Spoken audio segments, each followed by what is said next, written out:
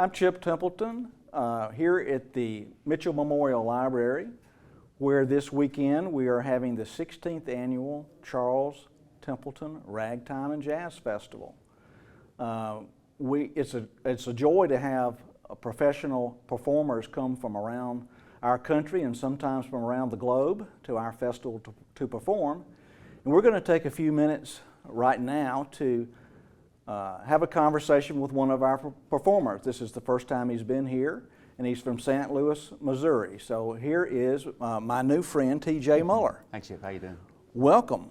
Thank you. We're so glad that you came to our festival. Oh, it's great to be here. And we have at our festival Jeff Barnhart, who has been our artistic director for about 7 years. And of course, he came to our very first festival, so I've known Jeff a long time, and I know you go way back as well with him. Kind of bring us up to date with that relationship. Yeah, that's true.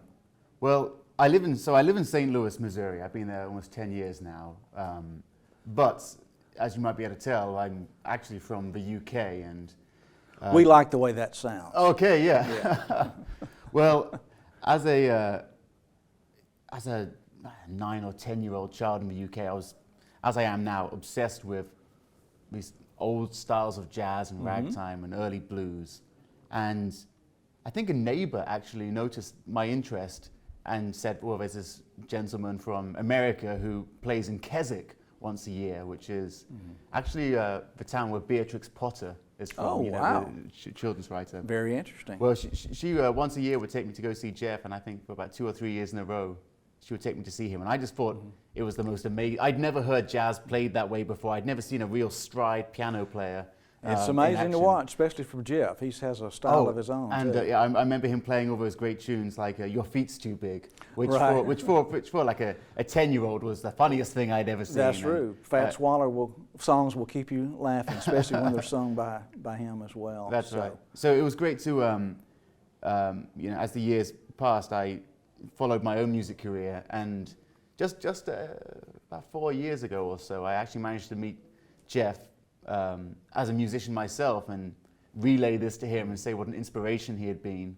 And now it's just an absolute thrill to get to actually work with him. I don't think I would have imagined that as a little 10-year-old. Well, that's great. Well, I know you're going to be excited for the weekend. And for those that haven't been to our festival before, we have activities throughout the day here up on the 4th floor in the Charles Templeton Music Museum. And then in the evenings, on Friday and Saturday, we have major concerts in McComas Hall. And so that's where our major concerts will be, where we'll have a different show each night. So tell us a little bit about what this quartet that you are performing as. Just a quick rundown of that, if you would. That's right, yeah. I'll be performing with Jeff and Ann and Josh Duffy in the Sweet and Hot Quartet. It should be a whole lot of fun. I know we're going to do a whole mix of music from ragtime, actually all the way to some 1940s numbers.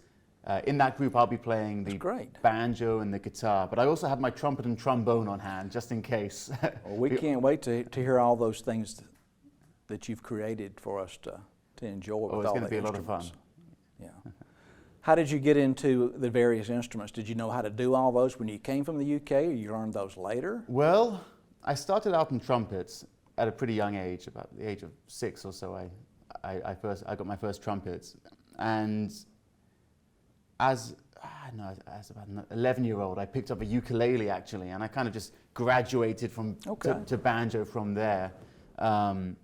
But yeah, I came to the US being able to play the trumpet primarily, with a bit of proficiency on the banjo and the trombone. But it was really through getting to know the St. Louis banjo band and banjo club world that I really delved deeper into the banjo and started to take it more seriously. Well, I've seen some of your videos, and it's quite interesting group of instruments that you have. They're not necessarily the ordinary banjo or guitar. No, yeah. So tell us a little bit about what's different about what you have. Yeah, I've got some unique instruments actually.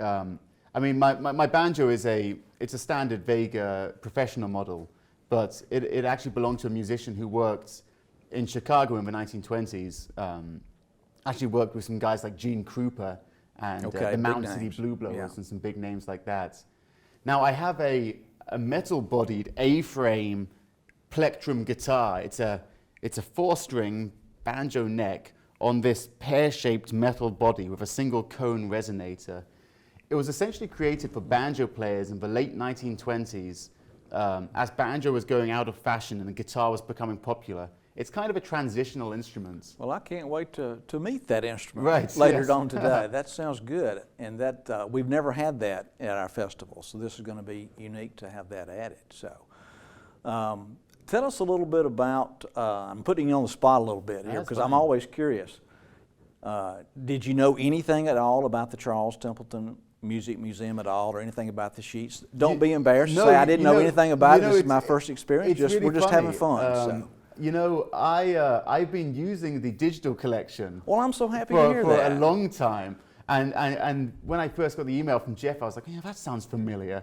And eventually, I realized, oh, this is the digital collection I've been using for some time now. And well, that makes us feel good that you're finding it advantageous. It's an amazing resource. Well, good. For those that are not aware of that, we have 3 parts of the collection. One is about different instruments, which we call like Victrolas and this sort of thing as an instrument. Recordings, and then we have the sheet music. And sheet music can be studied from the covers or the actual music itself. But what TJ was explaining is that we have those digitized, the sheet music. And so feel free to go online. It's okay to hit the print button. You'll get a great cover and a great song, and it might even make a good gift for someone. So. But anyway, I'm glad that you found it useful. Absolutely. You know, I lead an orchestra in St. Louis that it's an 11-piece band, and sometimes when I can't find the full orchestra arrangements, I'll take the piano score and deconstruct it and turn it into an orchestra arrangement. And I know I've used part of the Templeton collection for that process. Okay, well so it's been very useful. That's great to hear. So, what type of songs? I know a lot of times performers don't like to say what they're going to play or not, like it's superstitious or something. But kind of share with us some of the things that you say. What are the things songs that you'd like for people to know that TJ is involved with? Well, you know, I've really been wondering. I've brought a selection of tunes, and I'm still liable to change my mind at the last minute about what I play. That makes it fun. But I would like to do some of the Ragtime era songs. I'm being greatly influenced by a group from St. Louis called the St. Louis Ragtimers, and the singer and banjo player in that band, Al Stricker, had such great comic delivery with some of these funny Ragtime era songs. And so I'm definitely going to make sure I introduce a couple of those throughout the weekend. But I would also hate for the weekend to go by without representing some St. Louis history as well. So I have this one song from 1929, which is a little on the later side, but I'm almost certainly going to perform, called The Ducks Yas Yas Yas. And I've heard that before. It's a St. Louis blues anthem. Okay. And it's very funny, full of innuendo. And well, I hope that you'll feel compelled to fulfill that and play that for us. So, yeah, for those that, again, in our audience, this is a ragtime and jazz festival. That doesn't mean everything that you're going to hear is a ragtime piece or a jazz piece. Anything goes. Basically, this is the birth of America's music, and it led to all the others. So anything that you think you feel that you should play, it's perfectly welcome. As we know, so much of this music is so intertwined that it can be even hard to draw those genres and those distinctions sometimes between jazz music and blues and ragtime. And even at the time, the terminologies were getting mixed up and mismatched. So. Right, yeah. Just the creativity part is, in improvisational, is sort of a freedom in itself. Absolutely. To express it the way you would like to. So tell us a little bit more about the various artists that you consider mentors. I know you mentioned a few others, but were there others that inspirations that really feels like you? Yeah, absolutely. I think without a doubt my biggest inspiration in terms of mentorship and somebody who I've met and worked with and continue to learn from is a gentleman from St. Louis called Bill Mason. Okay. He was the cornet player in the St. Louis Ragtimers, who I mentioned. He's 93 years old currently. He still plays the cornet. He gigs with us every month, several times a month. He's been performing jazz in St. Louis since the 1940s. So he's been, I think my math is right, but he's played within 9 separate decades. And he's truly a link between the ragtime era and the future of traditional music. He knew and worked with musicians, both white musicians and African American musicians, who were there at the birth of jazz, which also makes him somewhat unique, because at a time of segregation, Bill Mason was sometimes the only white musician in an all African American band in the early 1950s. And he has so many stories about this, and his playing is rich with that information as well. But more than that, he's just the most lovely and calm and caring individual, and I've learned so much from him about what it is to be a professional musician. So Bill Mason, is a guy that we absolutely. need to do a little studying on. Oh, really absolutely. Get caught up He, with you. he So. deserves anything that's coming to him. Okay.